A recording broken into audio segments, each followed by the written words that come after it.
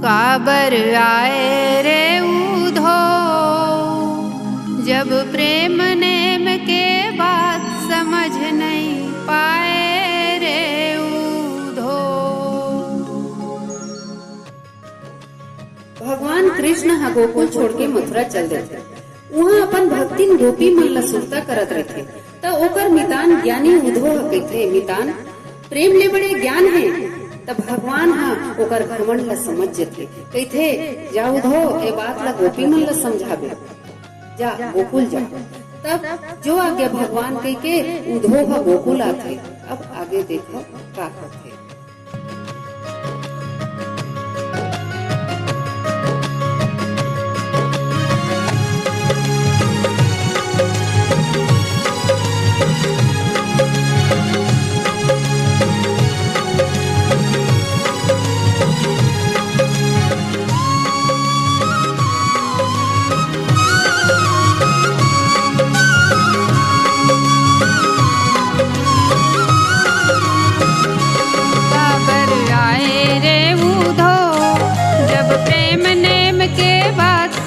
नहीं पाए रे उधो, काबर आए रे उधो, जब प्रेम नेम के बात समझ नहीं पाए रे उधो। काबर आए रे उधो, जब प्रेम नेम के बात समझ नहीं पाए रे उधो।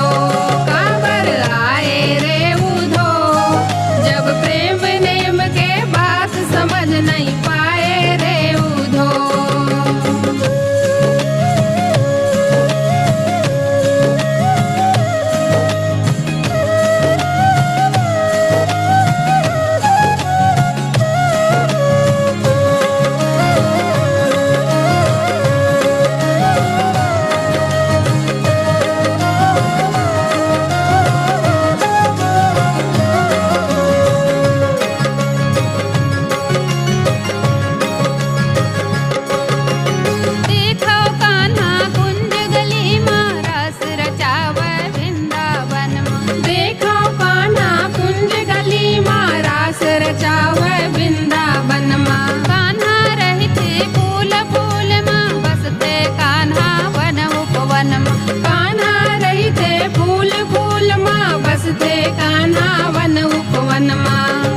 अति भरमाए रे उधो, जब प्रेम नेम के बात समझ नहीं पाए रे उधो।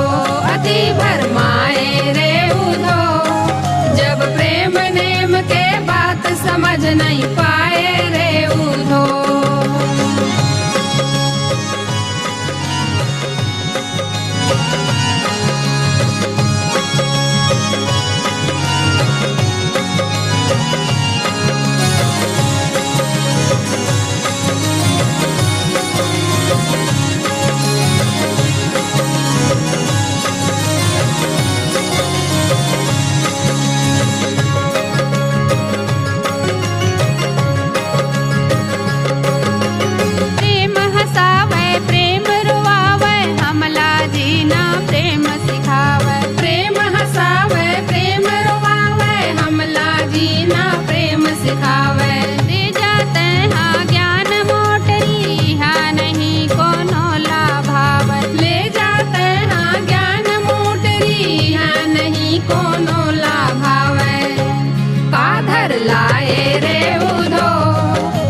प्रेम नेम के बात समझ नहीं पाए रे उधो, काधर लाए रे उधो, जब प्रेम नेम के बात समझ नहीं पाए रे उधो।